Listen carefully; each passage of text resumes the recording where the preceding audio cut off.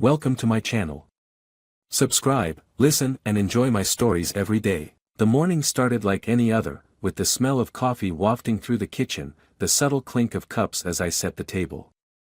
But as she came down the stairs, something was different. She moved with a purpose, eyes set with a determination that sent a faint chill down my spine. When she spoke, her voice was low, almost too calm. "I'm going out tonight, and I probably won't be back until tomorrow." Her tone wasn't apologetic or tentative. It was definitive, as if she'd rehearsed this statement 100 times in front of the mirror. She held my gaze, challenging me to react. My stomach twisted, but I kept my expression blank, hoping the shock didn't show on my face. I asked her to clarify, to explain what exactly she was saying.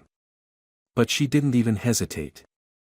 "I've met someone," she said, her gaze cold and almost detached. "It's not that I don't love you, but I need this. And you're strong enough to handle it." In that moment, the kitchen, the smell of coffee, the morning light filtering in, all of it faded. All I could hear was the sound of her voice, the words she'd carefully chosen to cut through me like a knife. The anger started as a simmer in my chest, slowly spreading until it took over. My first instinct was to throw her out right then and there, to shout, to let the anger loose.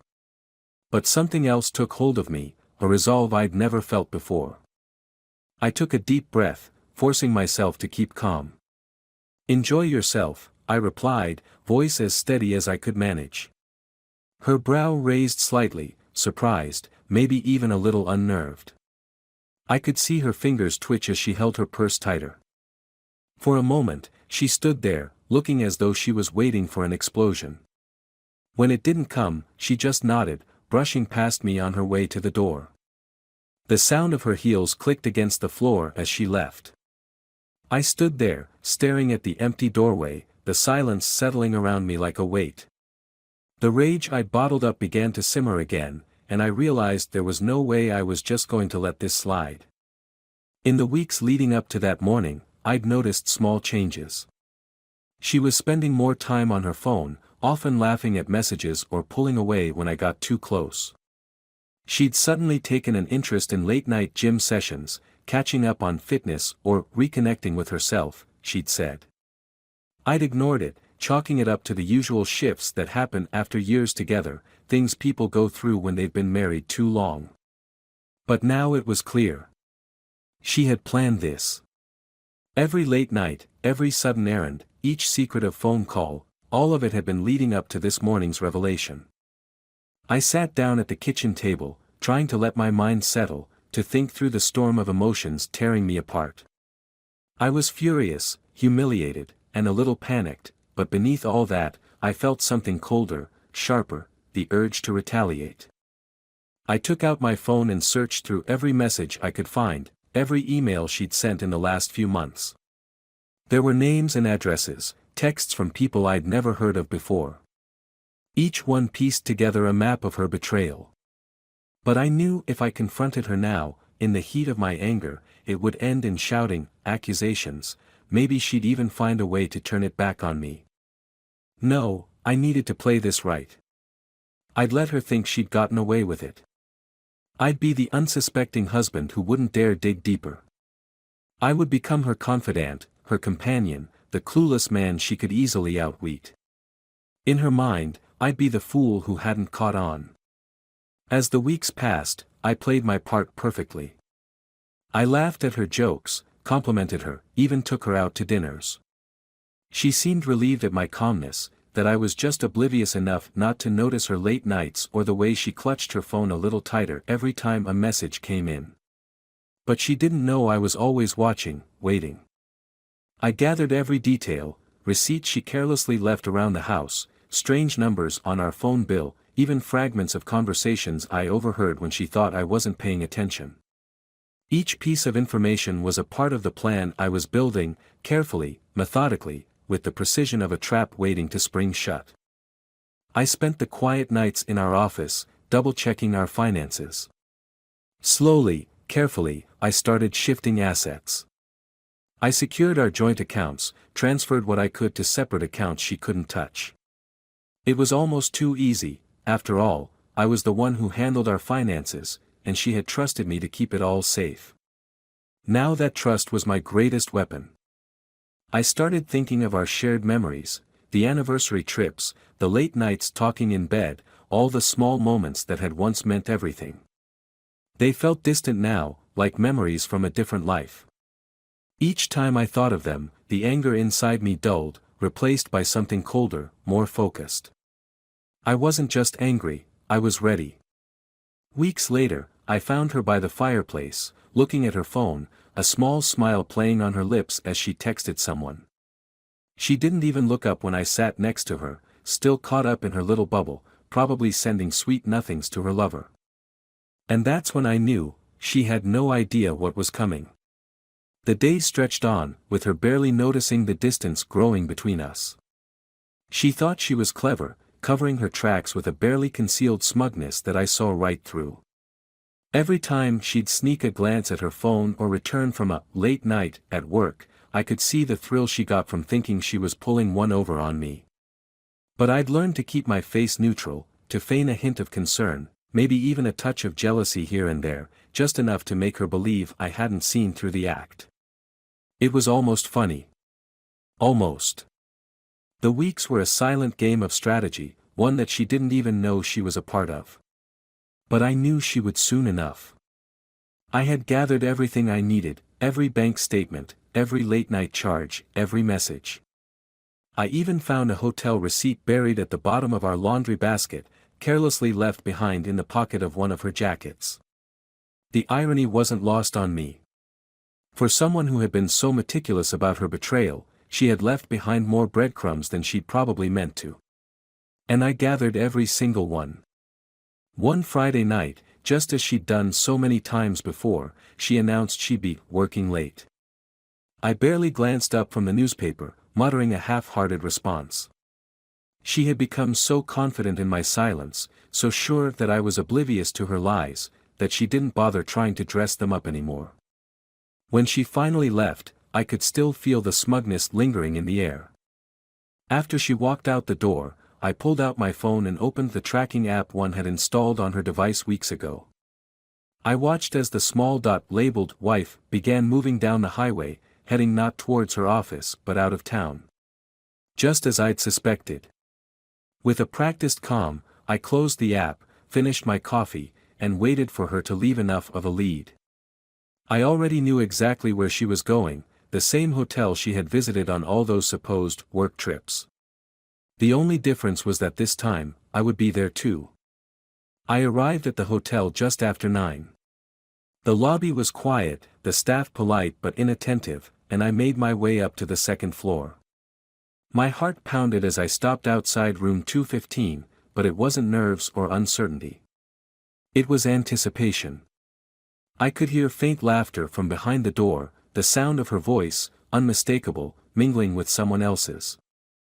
I waited, listening as she shared the same laughter she used to save for me. And then, in one smooth motion, I rapped on the door. The laughter cut off instantly, replaced by an eerie silence. I imagined her expression, the panic flooding her face as she scrambled to understand how I could be here. I waited a few moments before I knocked again, louder this time. The door swung open, and there she was, eyes wide, the shock evident even as she tried to mask it. "Mind if I come in?" I asked coolly, my gaze darting from her to the man standing a few steps behind her. "Thomas," she stammered, voice shaky, trying to regain her composure. What are you doing here?" "Funny," I said, stepping over the threshold without waiting for her permission. "I was just about to ask you the same thing." Her lover stood awkwardly behind her, looking like a deer caught in headlights. He couldn't have been more than a few years older than me, with a hint of gray at his temples and the faint lines of middle age beginning to set in around his eyes. I sized him up, noting the uncomfortable stance, the half-smirk he tried to muster before giving up. He wasn't worth a second thought. "Well?" I asked, turning back to her. "Is this the big project that's been keeping you busy? Seems a little less professional than I'd imagined." She looked down, face pale, the remnants of her confidence dissolving as she realized she had nowhere to hide. Thomas. I can explain. I raised a hand, cutting her off. Explain. No, I don't think I need one. My voice was calm, dangerously so, and she flinched. You can keep whatever story you've cooked up. I'm not here to listen to it. I looked around the room, taking in the half-empty bottle of wine, the tangled sheets, the faint smell of her perfume hanging in the air. All of it hit me at once, the weight of her betrayal settling in my chest. But strangely, there was no pain, no heartbreak. Just the cold satisfaction that I had been right to trust my instincts, right to prepare for this moment. Get your things, I said flatly, looking at her, and then to her lover. Both of you. The man started to speak, as if he wanted to argue, but he caught the look on my face and quickly thought better of it. He began gathering his things in silence, his discomfort almost comical. I watched them for a moment, neither one daring to meet my gaze, each too stunned to protest. Once they were dressed and ready, I opened the door, gesturing for them to leave. I expect you'll find somewhere else to finish, whatever this is, I said, unable to keep the disgust from my voice. My wife looked at me, something desperate in her eyes, a plea perhaps, but I refused to meet it. I was done with her games. As soon as they were gone, I shut the door behind them and exhaled, feeling a strange calm settle over me. I hadn't yelled, hadn't resorted to threats or drama. I had handled it exactly the way I'd planned, with a quiet, cold precision. And I knew this was just the beginning. Back at home, I pulled out the file I had been building, bank statements, credit card receipts, messages, and photos I had carefully collected over the weeks. I reviewed each piece with satisfaction, knowing I had everything I needed to end this without a trace of doubt or compromise. She would be left with nothing, and I would be free to move on from the mess she'd created. In the days that followed, I kept to the same routine, waiting for the moment when she would finally realize the extent of what was happening. She returned, trying to play it off as if nothing had happened, but I barely acknowledged her presence. She probably thought she could fix this, maybe charm her way back into my good graces, or worse, convince me to forgive her.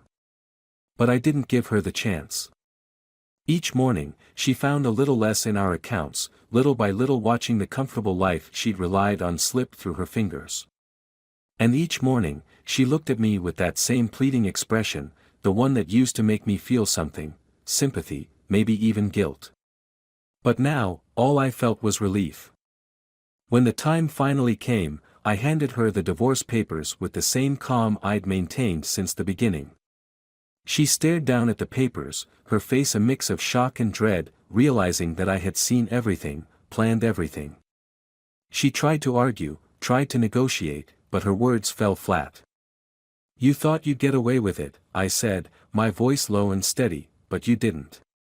You thought I'd never see through you. That I'd just be your clueless husband, too trusting, too blind to notice. Well, you're wrong. I walked out of the house that day, leaving her standing there, clutching the divorce papers, finally understanding that I was done, that I had taken everything back and left her with nothing. And for the first time in months, I felt free from her lies, her betrayal, and the endless games she had played. In the days following her discovery of the divorce papers, she tried every tactic to reel me back in. She slipped from pleading to anger, then back to sorrow, a full spectrum of emotions designed to tug at whatever heartstrings I might still have left.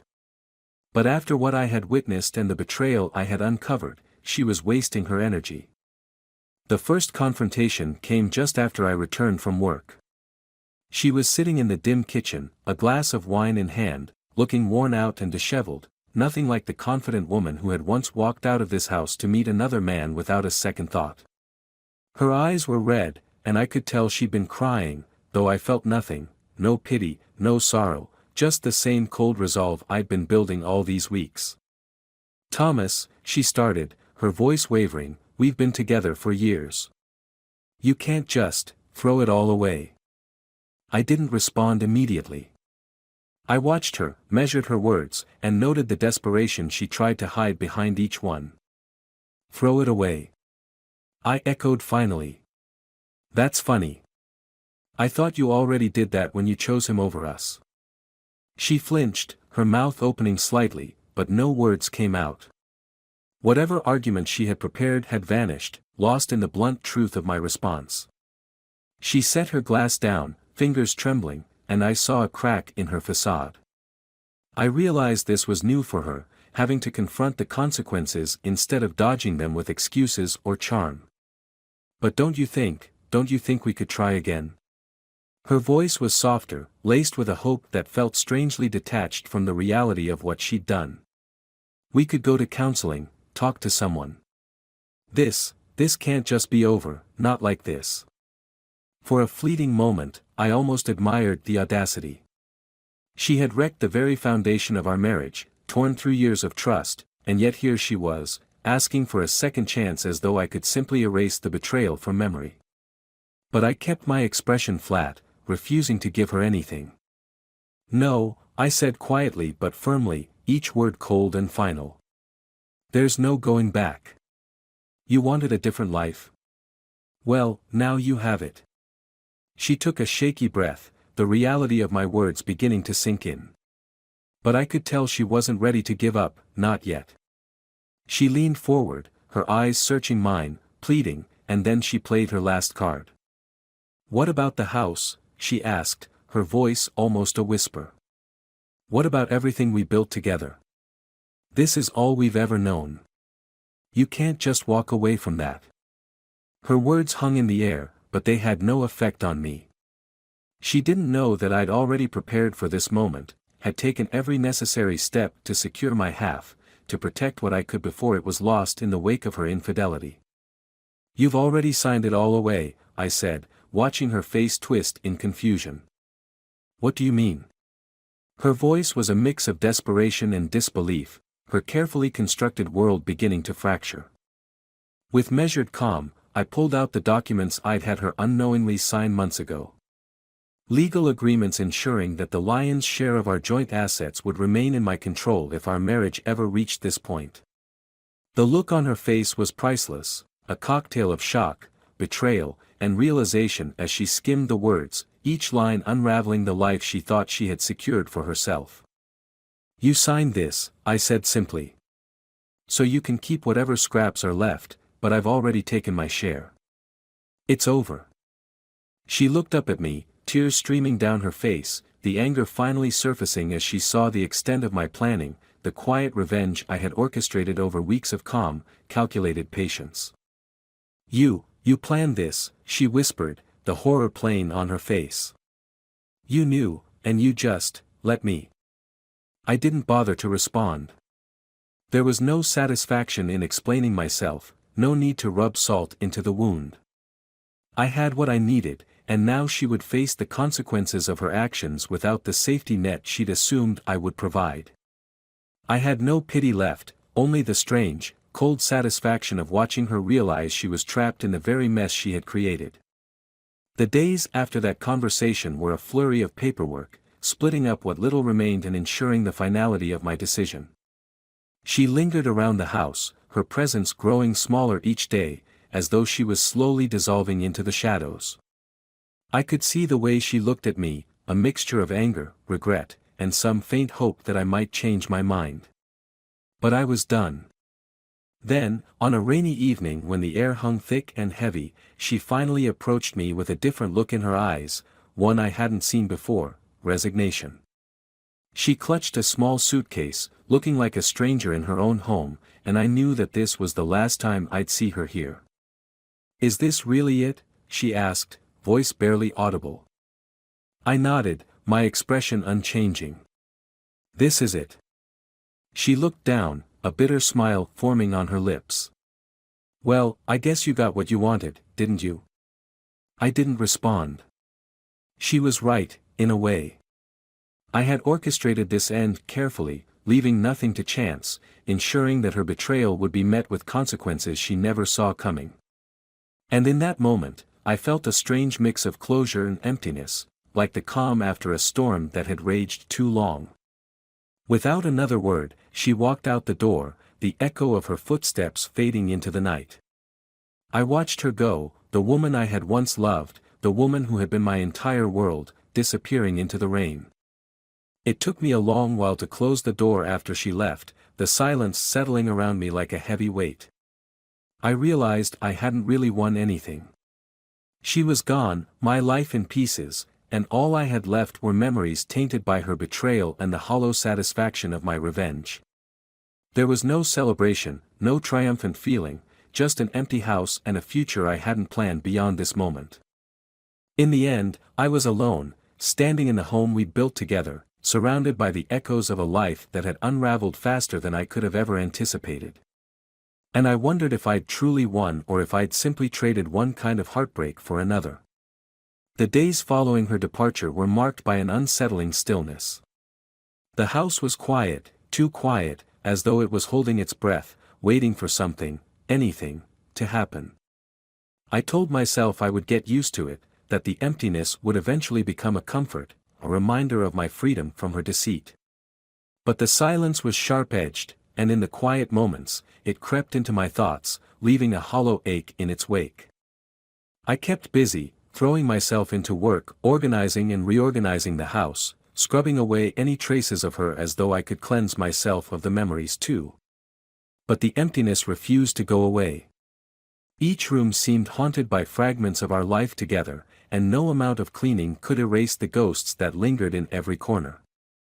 Weeks passed, then months, and with each one, the initial satisfaction I'd felt, the cold thrill of revenge, dulled. I told myself it was just the adjustment, that I would find peace eventually, maybe even happiness. But I didn't feel at peace.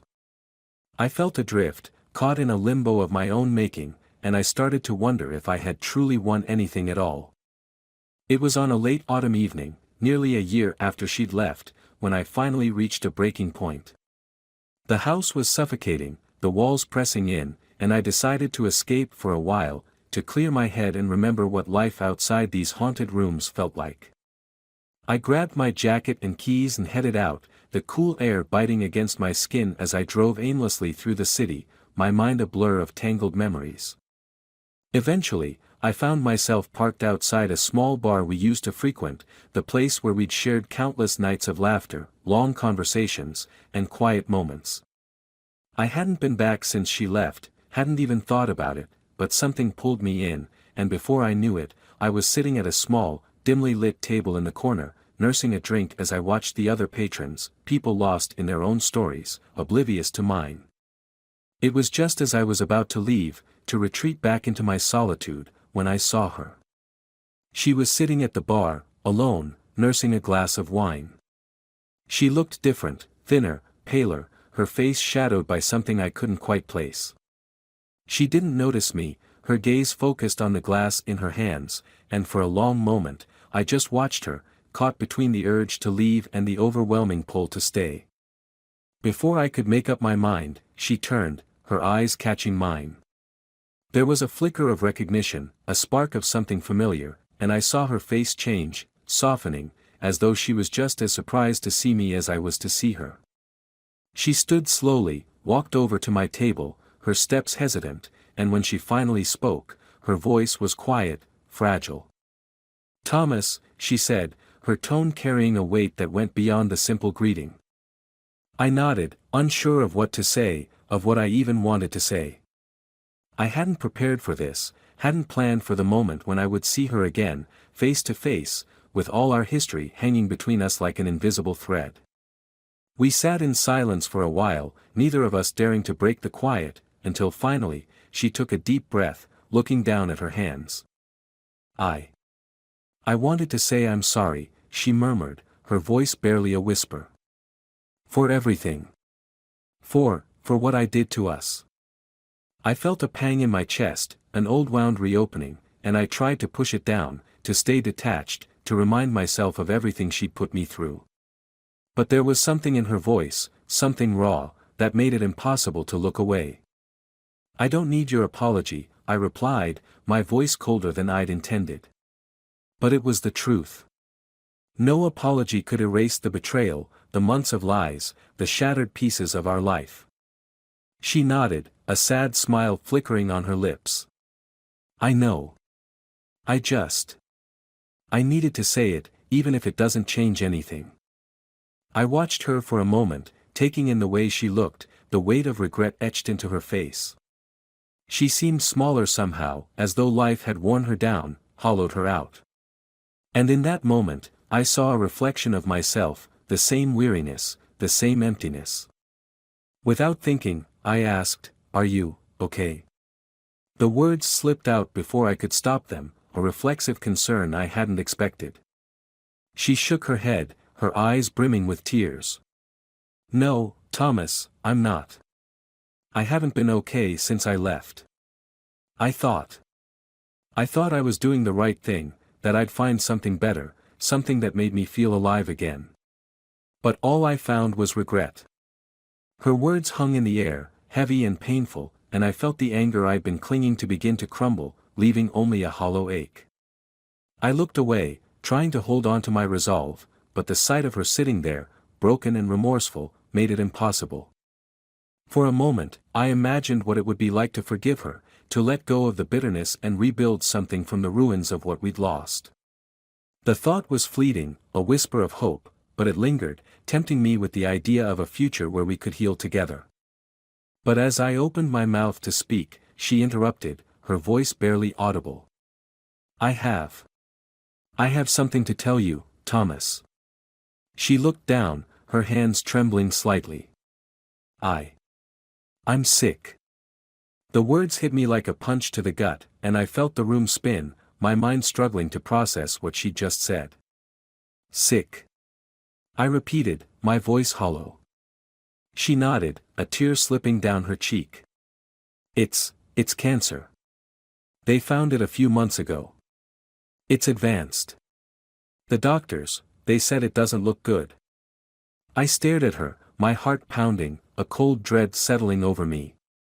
I'd imagined every possible outcome, every way our story might end, but I hadn't prepared for this, for the reality of losing her in a way that was beyond anyone's control. For the first time since she'd left, the anger dissolved completely, replaced by a deep, aching sorrow. The bitterness, the plans for revenge, the satisfaction of watching her life unravel, none of it mattered anymore. All I could see was the woman I had loved, the woman who was now facing something far greater than either of us. I don't know what to say," I whispered, my voice thick with emotion. She looked up, her eyes filled with a quiet resignation. "I didn't come here for anything, Thomas. I just wanted you to know. I wanted you to hear it from me." We sat there in silence, the weight of her words settling between us. I felt a helplessness I hadn't felt in years, an overwhelming sadness that I didn't know how to express. All the months of anger and planning, all the ways I had plotted my revenge, seemed meaningless now. Finally, I reached out, covering her hand with mine, a silent acknowledgement of the love that had once bound us together, a love that still lingered, even after everything. As the night wore on, we talked quietly, sharing memories, apologies, words we should have said long ago. And when she finally rose to leave, I didn't try to stop her. I simply watched her go, knowing that this was truly the end, that she was walking away not just from me but from the life she had once dreamed of. In the days that followed, I found myself visiting the hospital, sitting by her bedside as she faded, piece by piece, until there was nothing left but the memory of who we had been, the love we had once shared, and the bitter, fragile peace of knowing we had found closure, however painful it had been. When she finally slipped away, I was left with a quiet, haunting emptiness, a finality I hadn't anticipated. And as I stood by her grave, I realized that in the end, revenge had given me nothing but regret, a hollow victory that left me more alone than I had ever been. In the quiet of that moment, I said goodbye, not just to her but to the life we had shared, and I walked away, leaving behind the woman who had once been my world, finally at peace but forever changed.